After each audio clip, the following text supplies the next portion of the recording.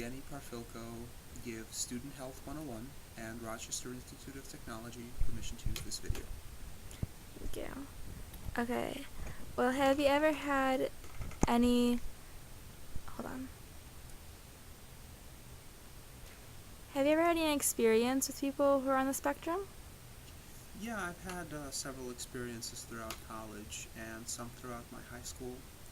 In high school, I was on a robotics team with a person that had a form of autism.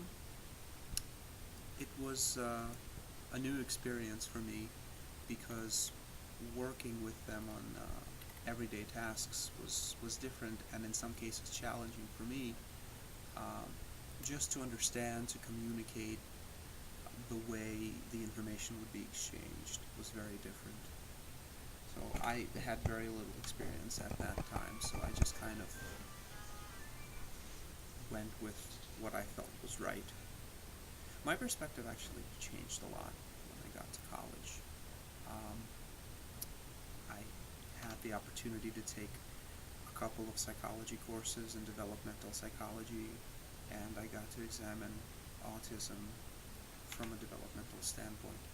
What did you learn from that? Well, a lot of it dealt with the social perception of autism and how it fit on the scale of like human development, from the very basic form of communication to straightforward communication and then to nuanced communication. And I realized that a lot of what I had been unconsciously doing before was because I was unable to identify these people as people that needed a different form of communication. I was putting forth a lot of nuance, a lot of subtle language, and that was not very effective. So, in a way, because I was trying to kind of soften the conversation and not make things seem as difficult for them, I was actually making things a lot more difficult for them because they couldn't pick up on some of the hints in conversation. So what do you do now?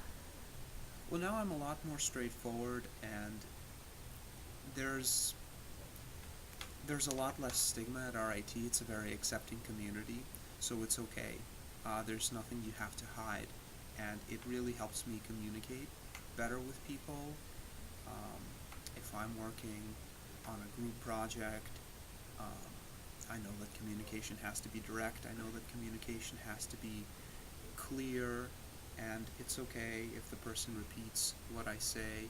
It's okay if they get distracted, and the proper way to get their attention is, sometimes a light tap on the shoulder, and that's not infringing into their personal space, per se. I've also had a couple experiences with people with Asperger's here on campus. I actually didn't know that a lot of these people had Asperger's until many months later. I learned from friends.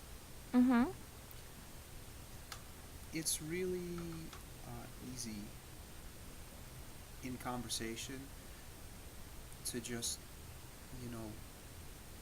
let a lot of the warning signs just go. I'm not very sensitive to these type of things, so it really helped to learn it from an academic point of view. Do you recommend other people do that? Well, I would recommend that people be open to learning it. I wouldn't say that I would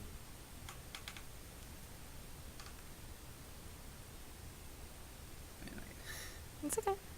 I don't know what I recommend to other people. When you're ready for it, go ahead and open yourself up to it. Take a course or read about it or meet someone who knows people, who's worked with people with autism and Asperger's before. Don't be afraid to talk about it. do it when you feel you're ready. Awesome. Well, thank you. You can find this video on Campus Health 101.